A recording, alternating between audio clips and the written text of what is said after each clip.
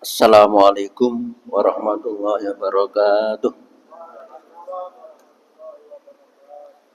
Alhamdulillahirabbil alamin. Hamdan katsiran thayyiban mubarakan fih. Asyhadu an la ilaha illallah wahdahu la syarikalah wa asyhadu anna Muhammadan abduhu wa rasuluh. Allahumma shalli wa sallim wa barik ala nabiyyina Muhammad wa ala alihi wa sahbihi ajmain. Allahumma ta'alana hikmataka wa nasur alaina min khazaini rahmatika ya arhamar rahimin. Jamaah subuh yang dirahmati Allah, mari kita kajian tafsir satu ayat dari surat Al-Hasr ayat 18. Insya Allah nanti gampang kita ikuti. A'udzu billahi minasyaitonir rajim.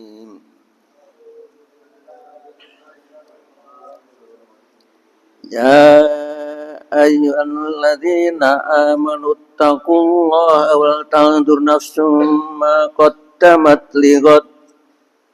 Ya. Inna amanu taqullaha wa tanzur nafsum ma qaddamat lighad. Wattaqullaha innallaha khabirum bima ta'malun. Wattaqullaha innallaha khabirum bima ta'malun. Ayat ini memberikan satu pelajaran bagi kita untuk muhasabah. Muhasabah, ngitung-ngitung, introspeksi diri kita masing-masing. Introspeksi tentang diri kita. Muhasabah. Ya ayyuhalladzina amanu taqullah. Hai orang-orang yang beriman, bertakwalah kamu bertakwa. Wal tanzur nafsum ma qaddamat lighad. Wal tanzur, perhatikanlah dirimu masing-masing, ma qaddamat, apa-apa yang telah kamu kerjakan, apa yang telah kita kerjakan diingat, diperhatikan. Untuk apa? Lighad, untuk besok hari akhirat. Kita diingatkan, kita yakin setelah mati ada di alam kubur, alam barzah, nanti alam akhirat ada hisab, tergantung termasuk takulat mawazinuh wa khofat. Nek takulat berarti berat timbangannya, nek khofat ya ringan. Sing berat termasuk bahagia, akan mendapatkan surga. Sing ringan mendapatkan siksa. Jadi untuk gampangnya, pertama, ya ayyuhalladzina amanu taqullah. Yang kedua, wal tanzur nafsun ma qaddamat. Wal tanzur nafsun ma qaddamat lighad, untuk besok. Ditutup lagi, wattaqullah. Innallaha khabirum bima ta'malun. Sesungguhnya Allah Maha mengetahui apa-apa yang kamu perbuat, apa-apa yang kamu kerjakan. Insya Allah Bapak Ibu akan hafal ayat ini. Ya ayyuhalladzina amanu taqullah wa tanzur nafsun ma qaddamat lighad. Wattaqullah innallaha khabirum bima ta'malun.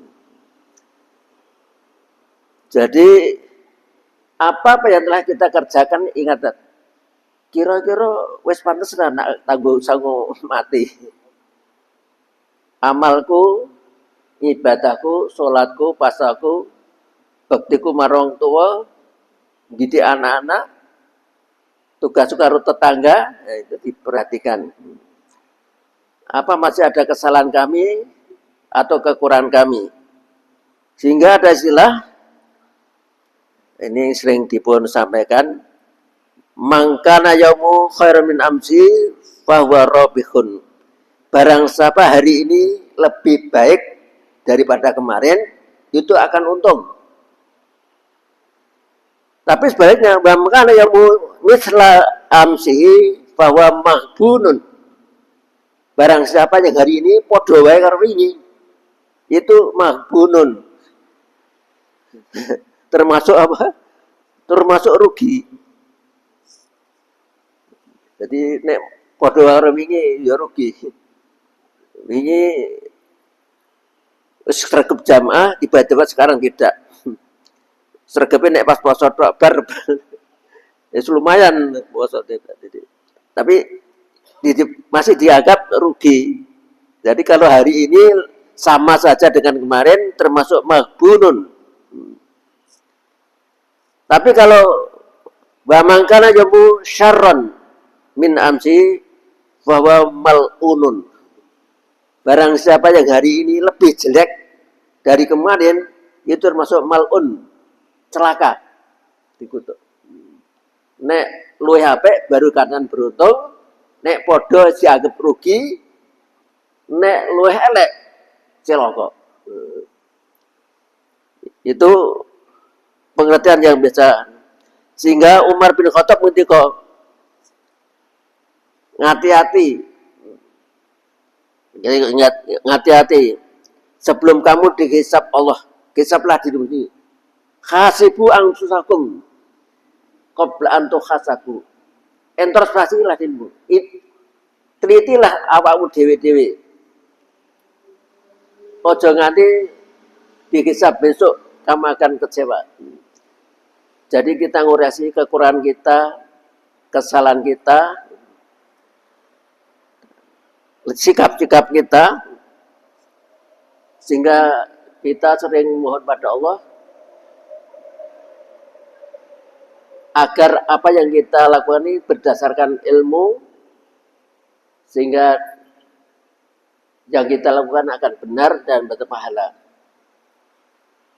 Sering saya sampaikan mulai memperhatikan wudhu kita. Apakah dalam membasuh muka sudah benar? Kadang-kadang karena tidak punya jenggot lali. Kalau yang punya jenggot kan dipelehkan Tapi kalau yang tidak punya lupa harus pecok. Nah, kan meresta. Membasuh tangan. Saya masih lihat kemarin di sini gentenan. Ya, gentenan. Sekaligus ya dahul yumna salah sama rotin mengusap tangan kanannya 3 kali, tidak gantian kanan sisi lo itu gantinya bukan masa salah ya dahul yumna salah sama rotin sumal yusra salah sama rotin. Demikian pula waktu basuh kaki, jangan sampai lupa, jangan sampai telapak kakinya tidak. Yang kedua, menyela-nyelai jari. Biasanya sering kami lihat kadang-kadang karena airnya pancuran pakai cuma kakinya ditongke sehingga tidak basuh. Wong tadi nggak salah kok basuh. Jadi terutama menyela-nyelai jari kaki. Ini satu contoh ngoreksi ibadah kita. Seperti tadi malam saya juga tugas di Masjid Takfasana. Imamnya hafid. Tetapi sering banyak yang keliru adalah waktu membaca Fatihah disambung. Alhamdulillahirabbil alamin arrahmanirrahim maliki yaumiddin. Tajwid benar. Tetapi tidak mengenai petunjuk. Apa maksudnya? Ubudullaha ka'annaka tarah fa ilam takun tarah fa innahu yaraka. Sembahlah Allah seperti kamu merasa melihat atau memahami atau mengerti Allah. Tapi tidak mungkin kamu melihat Allah. Tapi katakanlah bahwa Allah melihat kamu. Fa innahu yaraka. Sebenarnya Allah melihat kamu. Karena itu waktu membaca Fatihah itu Allah menjawab, qasamtu sholata baini wa bain abdi nisfaini. Aku membagi dalam Fatihah dalam sholat itu 2 bagian. Wali abdi masalah dan bagian hambaku apa yang ia minta. Wa idza qala alhamdulillahirabbil alamin qala Allahu hamidani abdi. Waktu kula panjenengan maca alhamdulillahirabbil alamin, segala puji milik Allah seluruh sekalian alam. Allah jawab, telah memuji hambaku. Telah memujiku siapa hambaku. Artinya jenengan waktu maca walaupun tidak jamaah, maca sendiri ya, tidak boleh terus disambung walaupun tajwidnya benar. Kami merasa Ubudullah. Alhamdulillahirabbil alamin. Jadi walaupun tidak panjang tapi terasa. Panjenengan merasakan. Ar-Rahmanir Rahim. Asna alaihi abdi. Telah menyanjungku siapa hambaku. Maliki yaumiddin. Majjadani abdi. Telah mengagungkan siapa aku.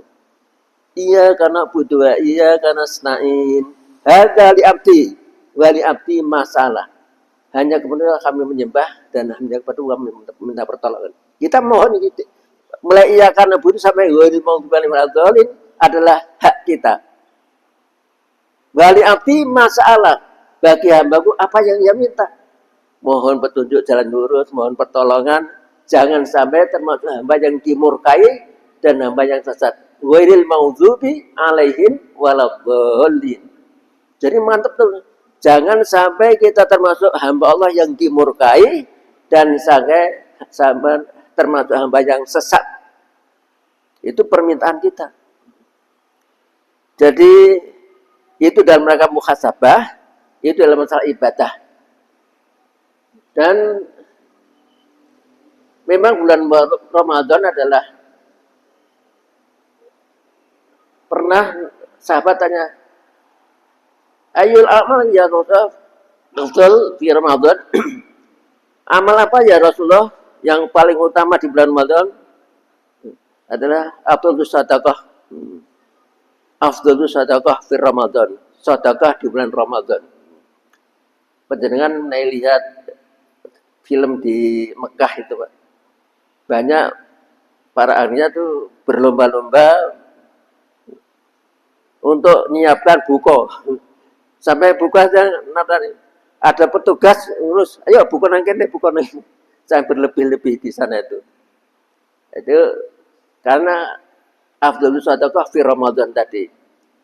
Tapi juga penting, saya kemarin dapat cerita Gus Koyum waktu di suatu saat ada orang bawa oleh-oleh pada Gus Koyum itu udang banyak sekali.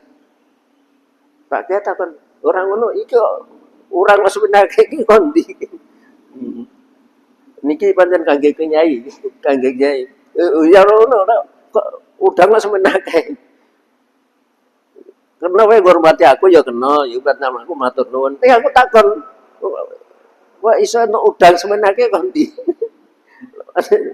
Saka tambak aku saka ndi. Mboten Pak Kiai nika tentu ana terkambruk.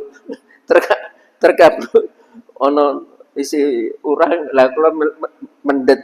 Lah kula kemutan Kiai. Aku kaget, ya wis ngono aja mbok aku lah aku. Wong barang. Nah, ini pengalaman yang diceritake. Ya nek maringe ya diusake barang-barang sing halal. Ora barang senajan barang nemu tadi entuk nemu saka truk glundung. Bro, ono orang dek entuk akeh terus kelikan kiai. Tapi juga ada pernah zaman Nabi saja seorang ibu yang miskin tapi ingin sekali dia menghormati Nabi. Suatu saat mendapat sedekah yang banyak si ibu tadi. Saking kepingin sangat dengan menghormati Nabi, dia masak dengan hasil sedekah itu dengan baik. Saya kemudian dengan tertentu kemudian mengundang Nabi, otomatis ya Nabi rawuh. Wanita tadi mengundang masak. Tapi kemudian ada yang bilang, ya Rasulullah itu tadi kan hasil sedekah. Tapi melihat ada yang berkata begitu, si ibu tadi sedih sekali. Nah, kemudian akhirnya Nabi ikut dar, kemudian Nabi ngendikan, ini memang sedekah untuk ibu, kan ini sudah menjadi milik ibu, jadi ini sudah bukan sedekah, ini sudah menjadi milik ibu. Ini juga satu pengalaman yang perlu kami sampaikan, karena apa? Memang orang yang miskin pun ingin sekali untuk berbuat baik.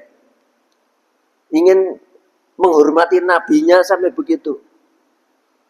Seorang ibu yang solihah, betul-betul ingin menghormati kiainya tadi dan jadi ini satu contoh Bapak sekalian, dari satu contoh Bapak ternyata berbuat baik itu ternyata tidak mesti berupa harta. Satu contoh, tabassumuka li akhika shadaqah. Senyummu kepada temanmu itu sedekah. Kalau kita diberi tidak bisa membalas, minimal balas doa. Membalas doa. Mugi-mugi paringane pun Pak sinten, Pak Bambang, Pak Dangan, Pak Sony dan sebagainya, parangnya ibu, terutama pengalaman ibu-ibu itu. Kalau pergi dari Kopeng, oleh-oleh sayuran, naik ke Kudus, nggak jenang. Walaupun cuma berapa, kalau kita tidak bisa membalas, minimal mendoakan. Seperti tadi saya mendapat WA dari Rektor Unimus dari Madinah. Ternyata dia umroh. Dia sempat apa? Kirim bahwa beliau umroh. Jadi itu penting bahwa kita introspeksi muhasabah tadi wa tandur nafsum maqaddamat. Untuk apa? Ligot. Hendaklah perhatikan apa-apa yang telah kamu lakukan, buat jalankan untuk besok hari akhirat. Nanti untuk dirimu bukan li anfusikum, untuk siapa-siapa. Yang menarik itu apa? Kalau penjenengan dongake kancane itu donga apik. Ternyata malaikat mengamini juga untukmu. Umpamanya itu dongake bapak apa nih, muga diparingi sehat, putrane soleh gitu. Ya, malaikat mengamini juga untuk kamu. Jadi usahakan kalau doakan, andai kata pun kamu dijengkeli orang,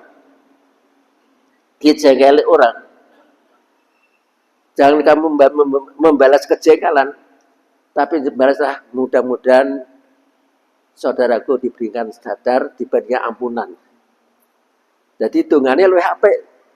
Jadi itu tuh ganjaran. Ning nek dongane mudah-mudahan saudaraku celaka. Malah nanti celakane ning kowe. Jadi ini satu contoh berbuat baik ternyata tidak ada, sehingga kita selalu memohon Pak. Allahumma ini as'aluka ilman nafi'a wa rizqan thayyiba wa amalan mutaqabbala. Ya. Allahumma ini as'aluka ilman nafi'a wa rizqan thayyiba wa amalan mutaqabbala. Kita selalu mohon dapat ilmu yang bermanfaat lewat pengajian, lewat informasi, lewat berita manapun juga, lewat saudara kita, orang tua kita, bahkan dari anak kita, dan diberikan rezeki yang halal, yang baik, dan mudah-mudahan amal kita diterima. Allahumma inni as'aluka ilman nafi'a wa rizqan thayyiba wa amalan mutaqabbala.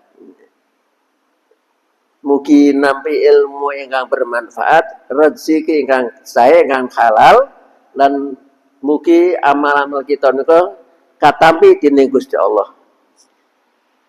Jadi ayat ini dimulai dari perintah bertakwa.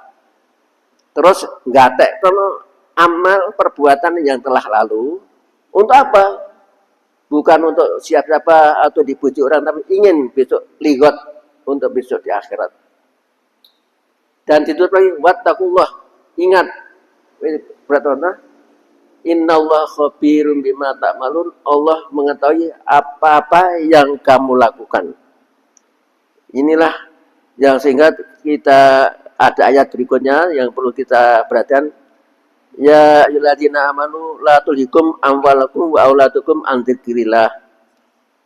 Wa may yaf'al dzalika fa ulaika humul khasirun. Hai orang yang beriman, jangan sampai hartamu dan anakmu melalaikan kamu ingat pada Allah.